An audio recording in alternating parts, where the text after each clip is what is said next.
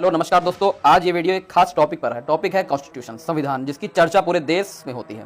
आज भारत में बहुत से लोग संविधान को नाम से तो जानते हैं, सुनते हैं। संविधान के नाम से राजनीति होती है और राजनीतिक मंचों पर संविधान को लेकर भाषण तक दिए जाते हैं। अगर हम बात करें संविधान के आर्टिकल और चैप्टर की जानकारी की, तो बहुत ही कम लोगों को जानकारी होगी। जानकारी छोड़िए, बल्कि मूल संविधान का स्ट्रक्चर और बेसिक नॉलेज ही नहीं है कॉन्स्टिट्यूशन संविधान के बारे में। वैसे तो हमारे एजुकेशनल सिस्टम में संविधान जैसे इंपॉर्टेंट टॉपिक्स को ऐड किया जाना चाहिए, ताकि यूथ जनरेशन उसका बेसिक जान पाए और समझ पाए। उसके लिए एक खास प्रोग्राम सेट होने चाहिए रेगुलर बेसिस पर। लेकिन अफसोस कि नेताओं से लेकर सड़कों पर लोग संविधान की दुहाई तो देते हैं, संविधान की किताबें लेकर राजनीतिक मंचों पर मुद्दा बनाया जाता है, पर अपनी सरकारों में ना ही संविधान को एजुकेशनल सिस्टम में ऐड किया जाता है, ना ही कोई एक्स्ट्रा प्रोग्राम चलाए जाते हैं। कुछ लोग संविधान कॉन्स्टिट्यूशन न पढ़ना चाहते हैं, ना ही समझना, ना ही सरकारें इसे इंडियन एजुकेशनल सिस्टम में शामिल करना चाहती हैं। तो आज हम इतिहास की गहराइयों में उतरते हैं और संविधान की सच्चाई को सामने लाते हैं। आखिर क्यों ऐसे लोगों को आज देश ने भुला दिया जिनका योगदान संविधान के निर्माण में अग्रणी था। भारत के राजनीतिक दलों और कुछ विशेष रणनीति के तहत उन लोगों को भुला दिया गया है जिनका खूब योगदान रहा भारत के संविधान के निर्माण में। तो आज का वीडियो एक स्पेशल वीडियो है जो भारत के संविधान की पूरी कहानी, पूरी सच्चाई के साथ बयां करेगा। ये वीडियो संविधान के निर्माण करने से लेकर निर्माणकर्ताओं की कहानी तक। आखिर क्या थी BN राव की सच्ची भूमिका और क्यों कुछ लोग भुला दिए गए, क्यों सारा क्रेडिट BR अम्बेडकर को ही दिया जाता है। शुरुआत से लेकर अंत तक हर छोटी छोटी डिटेल के साथ हम गहराई से बात करेंगे, सरल भाषा में समझेंगे, ताकि आप संविधान कॉन्स्टिट्यूशन की पूरी कहानी को समझ सकें। और वीडियो को बिना स्किप किए लास्ट तक जरूर देखिएगा। अगर वीडियो पसंद आए तो लाइक करें और ज्यादा से ज्यादा लोगों को शेयर करें, क्योंकि जो लोग आज एक तरफा नैरेटिव सेट करने की कोशिश कर रहे हैं उनको भी उनका जवाब मिल सके। और अपने थॉट्स को, अपने विचार को हमारे कमेंट बॉक्स में जरूर शेयर करिएगा। तो दोस्तों, इंडियन कॉन्स्टिट्यूशन, भारत का संविधान, कोई रातों रात की रचना नहीं है। इसकी जड़ें ब्रिटिश काल से जुड़ी हैं। साल 1857 की क्रांति के बाद गवर्नमेंट ऑफ इंडिया एक्ट आया, जिसे ब्रिटिश क्राउन का डायरेक्ट कंट्रोल शुरू हुआ। फिर 1861, 1892 और 1909 के इंडियन काउंसिल एक्ट से लिमिटेड वोटिंग राइट्स मिले, पर सिर्फ रिच और अमीर और एजुकेटेड लोग वोट कर सकते थे। गरीबों और अनपढ़ों को वोट करने का अधिकार नहीं था। ईयर 1919 के एक्ट ने डुअल गवर्नेंस दिया और 1935 का गवर्नमेंट ऑफ इंडिया एक्ट, जिसे सैमुअल होरे ने ड्राफ्ट किया, इसमें फेडरल स्ट्रक्चर और प्रोविंशियल लिस्ट, प्रांतीय सूचियां और पावर ऑफ गवर्नर, ये सभी चीजें शामिल थी, जो बाद में हमारे संविधान की नींव बनी। साल 1928 में ऑल पार्टीज कॉन्फ्रेंस ने मोतीलाल नेहरू की अध्यक्षता में नेहरू रिपोर्ट आई, जो भारत के लिए पहला ड्राफ्ट संविधान था। इसमें वयस्क मताधिकार और मौलिक अधिकारों की बात थी। VK कृष्ण मेनन ने कॉन्स्टिट्यूएंट असेंबली का आइडिया दिया था और 1936 में जवाहरलाल नेहरू ने इसे कांग्रेस का ऑफिशियल डिमांड बनाया गया। 1939 में C राजगोपालाचारी ने फिर उठाया। 1940 में अगस्त ऑफर से ब्रिटिश ने माना कि भारतीय अब अपना संविधान खुद बनाएंगे। 1942 का क्रिप्स मिशन फेल हुआ, लेकिन 1946 के कैबिनेट मिशन प्लान से संविधान सभा का रास्ता साफ हुआ और इसमें 389 मेंबर्स थे, जो 292 प्रांतों से, 93 रियासतों से और 4 चीफ कमिश्नर प्रांतों से थे। और चुनाव हुए 1946 में, जहां कांग्रेस ने 208 और मुस्लिम लीग ने 73 सीटें जीती थी। 6 दिसंबर साल 1946 को संविधान सभा बनी, जिसकी पहली बैठक 9 दिसंबर 1946 को नई दिल्ली के कॉन्स्टिट्यूशन हॉल में हुई थी, जो संसद का सेंट्रल हॉल है, जिसमें टोटल 207 मेंबर मौजूद थे और इसके टेम्परेरी अस्थायी अध्यक्ष सच्चिदानंद सिन्हा थे और उन्होंने इस सभा को संबोधित भी किया था। 11 दिसंबर साल 1946 को doctor Rajendra Prasad permanent president यानी स्थायी अध्यक्ष बने, संविधान सभा के स्थायी अध्यक्ष बने। BN राव कॉन्स्टिट्यूशनल एडवाइजर, संवैधानिक सलाहकार बने और नेहरू ने ऑब्जेक्टिव रिजोल्यूशन पेश किया, जो बाद में प्रियम्बल यानी प्रस्तावना बना। इसे 22 जनवरी 1947 को अपनाया गया। 1947 में जब पार्टीशन हुआ, भारत का विभाजन हुआ, तो उसके बाद सदस्य घटकर 299 रह गए। मुस्लिम लीग ने बायकॉट किया, लेकिन विभाजन के बाद 28 सदस्य बाद में शामिल हुए थे। संविधान सभा में 15 महिलाएं भी थी, जैसे सरोजनी नायडू, हंसा मेहता, दुर्गाबाई देशमुख, अमृत कौर, विजय लक्ष्मी पंडित व अल्पसंख्यकों के प्रतिनिधि रहे फ्रैंक एंथनी, HP मोदी और अरी बहादुर गुरु। कॉन्स्टिट्यूशन असेंबली यानी संविधान सभा ने 2 साल 11 महीने और 18 दिनों तक काम किया और लगभग 64 लाख रुपए का खर्च हुआ। संविधान बनाने में सदस्यों में कांग्रेस के लोग, कम्युनिस्ट, हिंदू महासभा और अन्य लोग शामिल थे। संविधान बनाने के लिए कई कमेटीज भी बनी थी, जिसमें ड्राफ्टिंग कमेटी सबसे इंपॉर्टेंट थी और doctor BR Ambedkar drafting committee के अध्यक्ष थे। और उस कमेटी में टोटल 7 मेंबर्स थे, जिसमें N गोपाल स्वामी अयंगार, अल्लादी कृष्ण स्वामी अय्यर, KM मुंशी, मोहम्मद सादुल्ला, BL मित्तर जो बाद में N माधव राव द्वारा प्रतिस्थापित और DP खेतान जो बाद में TT कृष्णमाचारी द्वारा प्रतिस्थापित किए गए। सर बेनेगल नरसिंह राव जिन्हें हम BN राव के नाम से जानते हैं, इन्होंने फरवरी 1948 में कॉन्स्टिट्यूशन का फर्स्ट रफ ड्राफ्ट तैयार कर लिया था, यानी संविधान का ब्लूप्रिंट, जिसके बाद मूल संविधान बन पाया।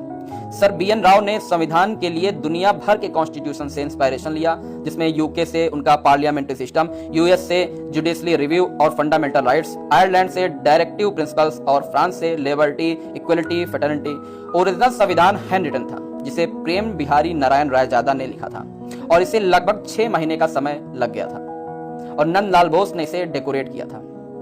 जिस संविधान का श्रेय विशेष रूप से एक व्यक्ति को दिया जाता है, वास्तविक में ऐसा नहीं है। भारत का संविधान जो दुनिया का सबसे बड़ा संविधान है, उसे तैयार करने में किसी एक व्यक्ति का योगदान नहीं था, बल्कि कई लोगों के सालों की मेहनत लगी हुई थी। ऐसे ऐसे नाम हैं जिन्हें लोग जानते तक नहीं है, जैसे शांति निकेतन के कलाकार बेहोर राम मनोहर सिन्हा और नंदलाल बोस ने इसे सजाया था। 284 सदस्यों ने साइन किए और सर्वे ऑफ इंडिया देहरादून की प्रेस में फोटो लिथोग्राफ किया गया। 26 नवंबर 1949 को इसे अपनाया, जिसे हम राष्ट्रीय विधि दिवस या संविधान दिवस के रूप में जानते हैं। बाद में 24 जनवरी 1950 को अंतिम बैठक होती है और 26 जनवरी 1950 से पूरी तरह से देश में संविधान लागू हो जाता है। संविधान को बनाने में जिन लोगों ने अपनी महत्वपूर्ण भूमिका निभाई, हमें उन लोगों को भी नहीं भूलना चाहिए। जब संविधान की बात आती है तो हम सिर्फ बाबा साहब BR अम्बेडकर को ही सारा क्रेडिट दे देते हैं।